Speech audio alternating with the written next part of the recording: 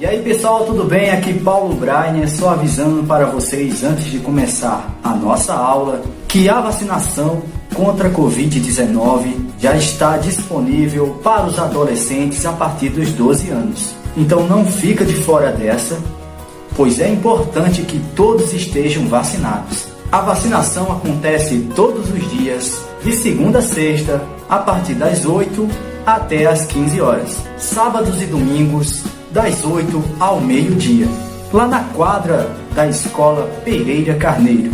Os adolescentes que estão na zona rural devem procurar a unidade de saúde mais próxima e fazer o agendamento da vacina, tá?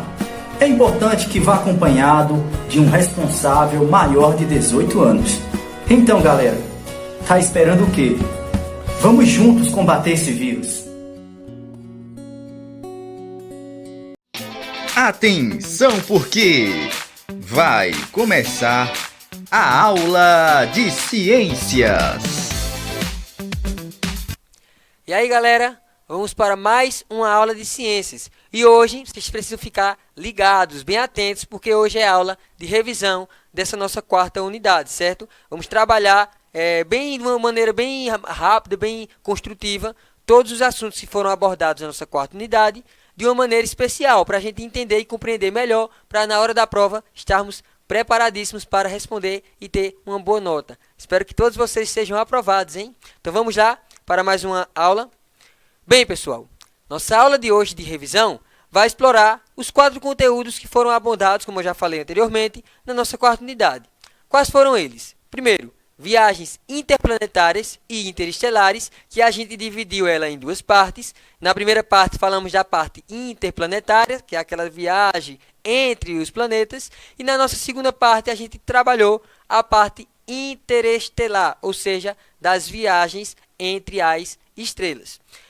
O terceiro ponto dessa nossa aula é a evolução estelar, ou a evolução das estrelas. Para finalizar, as radiações e suas aplicações na vida humana.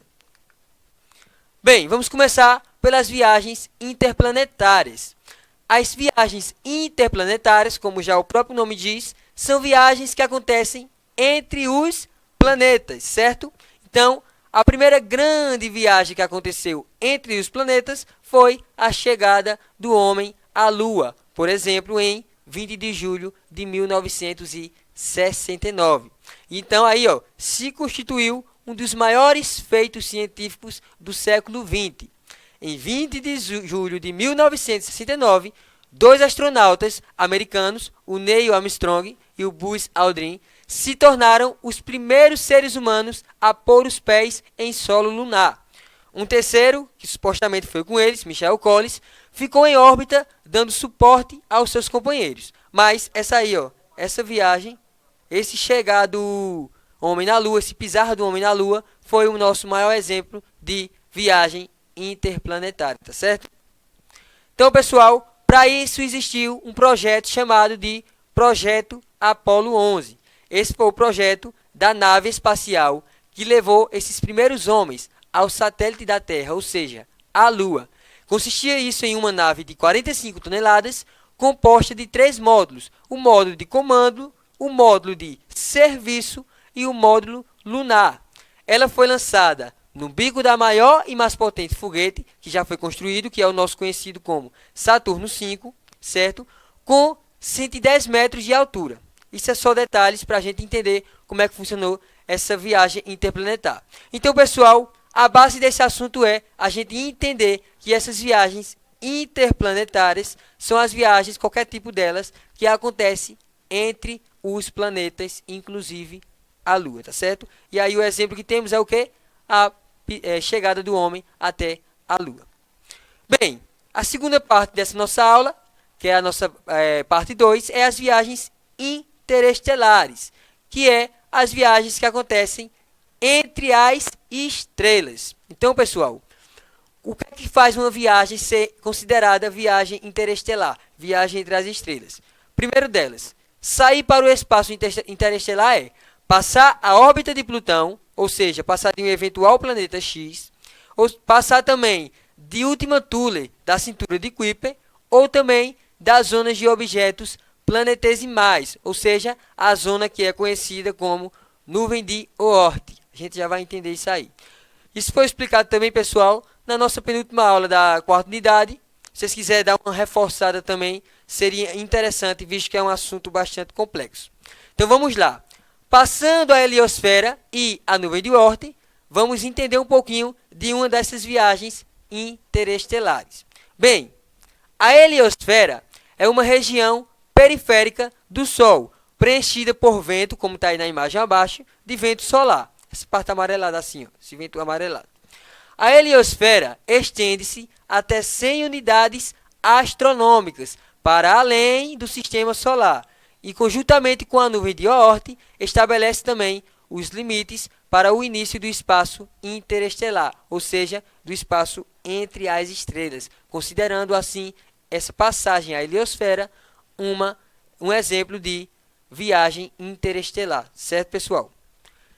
Mas também, há sondas que estão no espaço interestelar, viajando por aí para a gente conhecer essa imensidão que é o nosso sistema solar.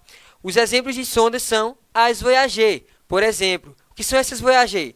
São naves com 42 anos de existência que estão a voar no espaço interestelar. Em 2006, só um detalhe para vocês entenderem, a Voyager 1 ultrapassou as 100 unidades astronômicas, ou seja, cerca de 14 horas-luz do Sol. E estando agora, por exemplo, ao sair do sistema solar, quase 30 anos após a sua partida. Então, pessoal, para vocês entenderem um pouquinho do que a gente quer trabalhar nesse conteúdo, é que o nosso espaço interestelar, essas nossas viagens interestelares, são todo tipo de viagem que acontecer entre as estrelas, tá certo? Esse é o principal fundamento. Então, para ter essas viagens estelares, a gente precisa entender também como é que acontece a evolução de uma estrela. Então, vamos para a nossa aula número 3 dessa quarta unidade, que é a aula sobre evolução estelar. Bem, pessoal, começa lá, como vocês já sabem, né, nas nebulosas, que são aquelas nuvens de poeiras que vão formar primeiramente as estrelas no passo a passo, né, de uma maneira bem dividida. Então vamos lá. Primeiro nas nebulosas, que são a parte das poeiras cósmicas, vai dar origem ao quê? A gigante vermelha. Depois as nebulosas planetárias, até ela se tornar a anã branca. Segundo processo que pode acontecer na evolução estelar. Primeiro ela vira uma gigante vermelha, depois uma supergigante vermelha, que vai originar uma supernova, que pode se transformar ou em uma estrela de nêutrons ou em um buraco negro. Essa é a base da evolução estelar. Mas vamos entender alguns processos importantes que acontecem dentro dessa evolução. Bem, o processo de evolução estelar, como já falei anteriormente, se inicia a partir das nuvens de gás, ou como é conhecida, poeira interestelar, certo? Do qual as estrelas se formam. Então, em vários pontos dessas nuvens, como está aí na imagem ao lado, porções de gás e de poeiras começam a se contrair e a concentrar matéria. Então, as nebulosas, que está aí na imagem abaixo, são os locais onde esses processos de se contrair, de se concentrar, acontecem. Então, por isso são conhecidos como o berço das estrelas. É quem faz com que as estrelas comecem, se iniciem esse processo de evolução até se formar uma estrela. Depois, pessoal, a grande pressão que acontece nesses gases que estão na região central, ou seja, na região do meio, eles provocam um aumento na temperatura. E esse aumento na temperatura faz com que se iniciem as reações nucleares. Então, essas reações nucleares esse exemplo. É onde o hidrogênio vai ser transformado em hélio. Então, vamos lá. Essas reações nucleares acontecem como? É quando o hidrogênio ele é transformado em hélio. Então, a energia que é produzida nessas reações é emitida para o espaço na forma de ondas eletromagnéticas, inclusive de luz visível. Então, assim, através de todo esse processo, nasce uma estrela, como está aí a imagem ao lado. Vamos lá? Eu vou repetir para que vocês consigam entender essa parte aí, que é bem intensa, bem preocupante mesmo, a gente tem que prestar bem atenção mesmo para poder entender. Então vamos lá, ó. A energia produzida nessas reações, que reações, professor? De transformação de hidrogênio em hélio, vai ser emitida no espaço na forma de ondas eletromagnéticas, tá certo? Ou seja, inclusive na nossa luz visível. Assim, a partir desse processo, nasce uma estrela e é assim que se origina a nossa estrela, tá certo? Esse processo de evolução, bem simplificado, bem resumido, para que você entenda melhor. Bem, pessoal, nossa quarta temática, é a última da unidade, foi sobre as radiações e as suas aplicações na vida humana. Vamos lá. A radioatividade é um fenômeno nuclear, que ela resulta na emissão de energia por átomos e também ela é provocada em decorrência de uma desintegração ou instabilidades de elementos químicos. Então, olha, uma reação nuclear, ela é diferente de uma reação química. Em transformações nucleares, o núcleo do átomo sofre alterações. Já nas reações químicas, ocorrem na eletrosfera do átomo. Então, essa é a grande diferença da transformação química para a transformação nuclear. Enquanto a transformação nuclear acontece sofrendo alterações no núcleo do átomo, já a reação química não, ocorre na eletrosfera do átomo, na parte elétrica, dos elétrons, tá certo? Então, pessoal, existem vários tipos de radioatividade. Porém, vamos trabalhar os 3 mais comuns que tem, que são os mais conhecidos, e também os mais importantes, que são as partículas alfa, beta e as ondas eletromagnéticas, que é a gama, radiação gama, mais conhecido como radiação alfa, radiação beta e radiação gama. São as mais comuns. O tipo de radiação determina o poder de penetração da matéria, que são respectivamente ou baixa, ou média, ou alta. Então vamos lá. As primeiras emissões que vamos estudar são as emissões alfa. O que são emissões alfas? São partículas pesadas de carga positiva, ou seja, o maisinho lá você vai encontrar, são cargas positivas, que possuem carga elétrica, por isso são positivas. E a carga elétrica das emissões alfa é de mais 2. E ela possui uma massa igual a 4. Por possuir 2 prótons e 2 nêutrons, o seu núcleo é comparado ao do elemento químico hélio. Está aí na imagem ao lado, ó, o seu núcleo. Então, ó, isso, alguns autores também chamam essas emissões alfas de hélion. Ela também possui o poder de penetração baixo, bem menor, bem menos intenso que as que a gente vai ver a seguir. E a sua radioatividade pode ser impedida, por exemplo, por uma folha de papel. Ou seja, as emissões alfa, ela é impedida já de uma folha de papel, que não passa. Já prende ela, ou seja, por isso é considerado um poder de penetração, ó, baixa, tá certo? Vamos para a próxima emissão. A próxima emissão são as emissões beta.